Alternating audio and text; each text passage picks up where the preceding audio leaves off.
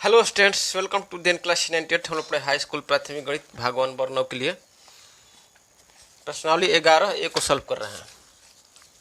प्रश्नावली 11 breathe chapter को solve कर रहे हैं। प्रश्नावली 11 का इस क्लास में आज 27 नंबर क्वेश्चन को सॉल्व करेंगे। 27 नंबर क्वेश्चन में है कि आकृति में जीवा जो है पी क्यू जीवा आकृति में जीवा पी क्यू जो है व्यास ए बी द्वारा समद्विभाजित हो रही है।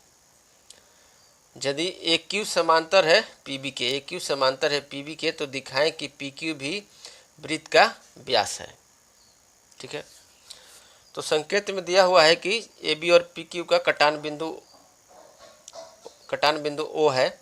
तो ये दिखा देंगे कि त्रिभुज ए ओ क्यू सर्वांगसम होगा त्रिभुज बी ओ पी के। ये किस तरह सर्वांगसम हो जाएगा? ये आपका ए क्यू समांतर है पी बी के और एक तिरक रेखा जो है पी क्यू इसको प्रतिच्छेद कर रही है। तो यह कोण जो होगा कोण ए क्यू ओ, यह कोण जो ए क्यू ओ यह कोण बराबर हो जाएगा कोण बी पी ओ के, यह इस कोण के बराबर हो जाएगा। ये आपका कोण, ये दोनों कोण बराबर हो जाएगा। इसके बाद ये दिया हुआ है कि व्यास ए बी द्वारा समद्विभाजित हो रहा है पी क्यू, अर्थात जो है ओ पी बराबर ओ क्यू है। तो ओ पी बराबर ओ क्यू हो जाएगा। तो ये कोण हो गया, ये भुजा हो गया, कोण आपका हो गया ए क्यू ओ और भुजा हो गया ओ क्यू। इसके बाद ये शीर्षाभिमुख कोण हो जाएगा कोण ए ओ क्यू और कोण पी ओ बी शीर्षाभिमुख कोण हो जाएगा। तो कोण ये भुजा और ये कोण भुजा कोण परमेय से सर्वांगसमता परमेय से क्या हो जाएगा? त्रिभुज जो है ए ओ पी जो है ए ओ क्यू सर्वांगसम हो जाएगा त्रिभुज बी ओ पी के सर्वांगसम हो जाएगा। सर्वांगसम हो जाएगा तो ओ ए बराबर ओ बी हो जाएगा। ठीक है, ओ ए बराबर ओ बी हो जाएगा। तो इस तरह से ओ केंद्र हुआ, इस प्रकार जो है पी क्यू व्यास हुआ, क्योंकि पी क्यू जो है ओ से गुजर रहा है, वृत्त के केंद्र से गुजर रहा है। तो इस तरह से संकेत में समझाया गया है। लेकिन हम इसको दूसरे तरीका से आपको बता रहे हैं। तो दूसरा तरीका है,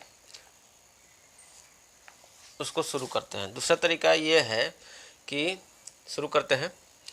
यहाँ पर दिया हुआ है कि जीवा पी क्यू जो है व्यास ए बी द्वारा समद्विभाजित होती है।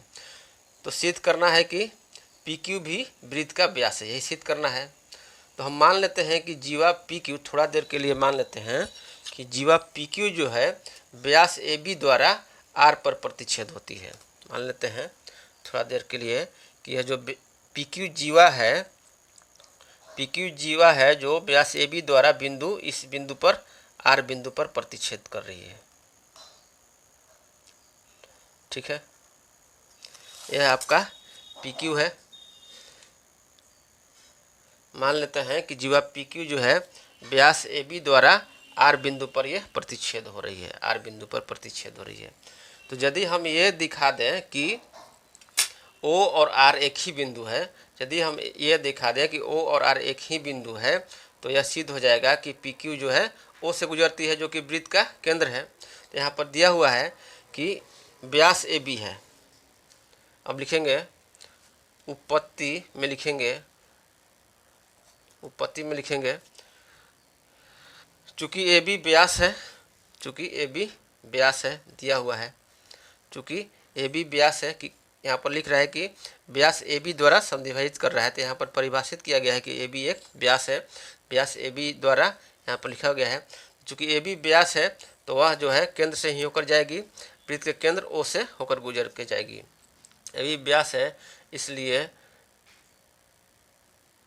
ए बी व्यास जो है ए बी व्यास जो है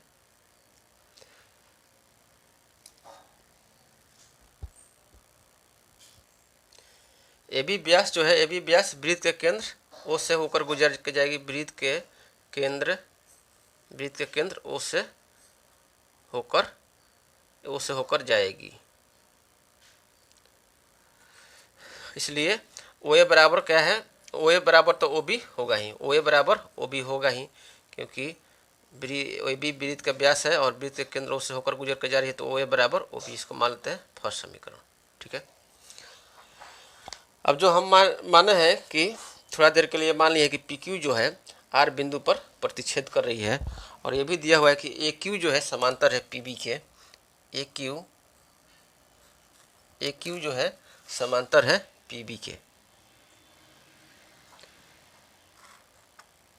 ए क्यू समांतर है पी बी के, तो अब लिखेंगे त्रिभुज ए क्यू आर और त्रिभुज ए क्यू आर और त्रिभुज बी पी आर में लिखेंगे त्रिभुज ए क्यू आर और त्रिभुज बी पी आर में, त्रिभुज बी पी आर में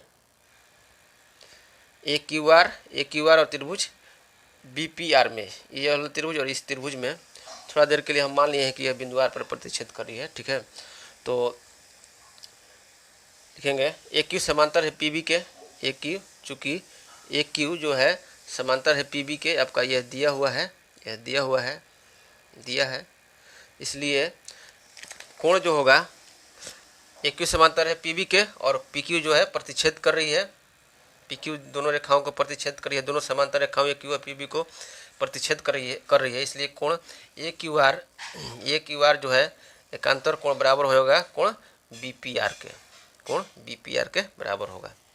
इसलिए कोण ए क्यू आर बराबर हो जाएगा कोण बी पी आर के, कोण बी पी आर के। क्यों हो जाएगा? क्योंकि एकांतर कोण हो गया, ये एकांतर कोण हो गया। अब चूंकि दिया हुआ है कि फिर लिखेंगे चूंकि पी क्यू जीवा जो है, पी क्यू जीवा व्यास ए बी द्वारा समद्विभाजित हो रही है, व्यास ए बी द्वारा, ये आपको दिया हुआ है, व्यास ए बी द्वारा समद्विभाजित होती है, व्यास ए बी द्वारा समद्विभाजित होती है। इसलिए पी क्यू जो है, जीवा जो है ए बी द्वारा समद्विभाजित हो रही है, इसलिए क्यू आर बराबर क्या हो जाएगा? पी आर हो जाएगा, क्यू आर बराबर पी आर, इसलिए क्यू आर बराबर हो जाएगा पी आर। ठीक है, यहाँ पर क्वेश्चन में दिया हुआ है कि पी क्यू जो जीवा है व्यास ए बी द्वारा समद्विभाजित हो रही है, इसलिए क्या हो जाएगा? आर जो है मध्य बिंदु हो जाएगा, क्योंकि हम माने हैं कि आर पर प्रतिच्छेद कर रही है, इसलिए क्यू आर बराबर हो जाएगा पी आर। ये आपका क्या हो गया? भुजा हो गया। यहाँ पर कोण हो गया, भुजा हो गया। और इसके बाद देखिए शीर्षाभिमुख कोण, कोण ए आर क्यू बराबर हो जाएगा कोण बी आर पी, और कोण जो है ए आर पी, कोण ए आर क्यू बराबर हो जाएगा, कोण ए आर क्यू बराबर हो जाएगा कोण बी आर पी के, शीर्षाभिमुख कोण हो जाएगा, बराबर हो जाएगा कोण बी आर पी के। ठीक है, बी आर पी और ए आर क्यू दोनों बराबर हो जाएंगे। ये क्यों हो जाएंगे? क्योंकि यह शीर्षाभिमुख कोण है, शीर्षाभिमुख कोण होने के वजह से ये दोनों बराबर हो जाएंगे। अब देखिए यहाँ पर तो कोण भुजा कोण, सर्वसमता पर में कोण भुजा कोण, इस लिखेंगे, कोण को लिखते हैं एंगल ए एस ए, कोण भुजा कोण, सर्वसमता परमय से, सर्वसमता परमय से या एस ए रूल से त्रिभुज जो है, त्रिभुज ए आर क्यू, यहाँ पर क्या लिखे? त्रिभुज ए क्यू आर और त्रिभुज बी पी आर सर्वांगसम हो जाएंगे। त्रिभुज जो है ए क्यू आर सर्वांगसम हो जाएगा त्रिभुज बी पी आर के। अब दोनों त्रिभुज हम सर्वांगसम प्राप्त कर लिए, त्रिभुज ए क्यू आर और त्रिभुज बी पी आर जो है सर्वांगसम हो गया, इसलिए क्या हो जाएगा? सर्वांगसम त्रिभुज के संगत भुजा और संगत कोण बराबर होते हैं, इसलिए ए आर बराबर का हो जाएगा आर बी हो जाएगा, ए आर बराबर आर बी हो जाएगा, इसलिए ए आर बराबर आर बी, ए आर बराबर हो जाएगा आर बी। ये आपका सीपीसीटी रूल, सर्वसम त्रिभुज के संगत भुजा बराबर होते हैं। सीपीसीटी क्या होता है? Corresponding part of congruence triangle, corresponding part of congruence triangle. तो सीपीसीटी रूल से ए आर बराबर आर बी हो गया, ये हो गया सेकंड समीकरण। ठीक है, अब फर्स्ट समीकरण में है कि ओ ए बराबर ए बी है, या इसको लिख सकते हैं ए ओ बराबर ओ बी।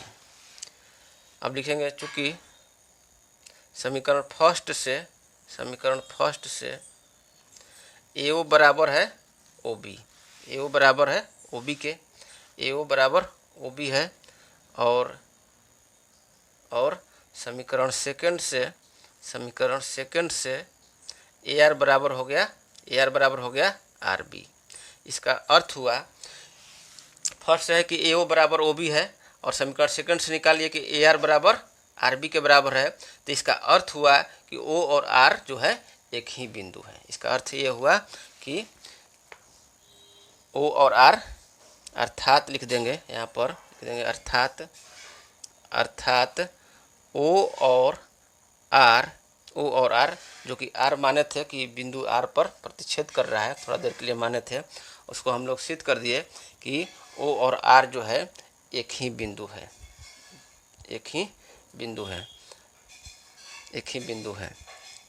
जबकि हम O को क्या माने हैं, वृत्त का केंद्र माने हैं, तभी तो AB व्यास हुआ। ठीक है,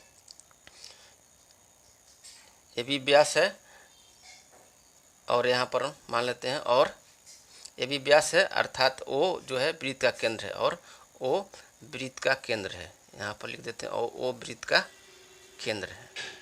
ठीक है, O वृत्त का केंद्र है। तो हम लोग पता कर लिए कि O और R जो है एक ही बिंदु है, अर्थात जो PQ है, अर्थात PQ जो है, इसको लिख देंगे, अतः PQ जो है वृत्त के केंद्र O से ही गुजरता है, वृत्त के केंद्र O से ही गुजरता है, क्योंकि R से गुजारे हैं, लेकिन O और R एक ही बिंदु है। अतः PQ जो है वृत्त के केंद्र O से गुजरता है, O से होकर जाता है या गुजरता है, इसलिए PQ जो है PQ व्यास होगा, इसलिए PQ व्यास होगा। ठीक है, तो यही सिद्ध करना था, तो हम लोग सिद्ध कर दिए, लिख देंगे कि सिद्ध हुआ।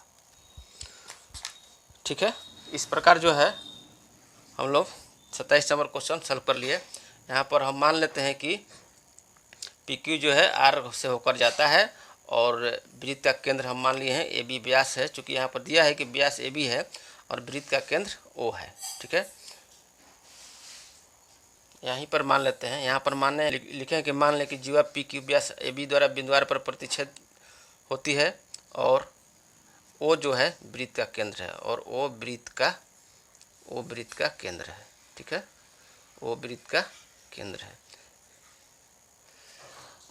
तो इस तरह से हम लोग जो है O वृत्त का केंद्र है मान लिए हैं, और थोड़ा देर के लिए मान लिए हैं कि R जो है R बिंदु पर प्रतिच्छेद कर रहा है PQ जीवा, और O और R बिंदु को हम लोग जो है एक ही बिंदु सिद्ध कर दिए। तो इस तरह से PQ जो है वृत्त के केंद्र O से गुजरता ही है, R से गुजर रहा है, तो O और R एक ही बिंदु है, अर्थात कि वृत्त के केंद्र O से ही गुजरेगा, तो जो वृत्त के केंद्र O से गुजरेगा वह व्यास होगा, वह व्यास ही होता है।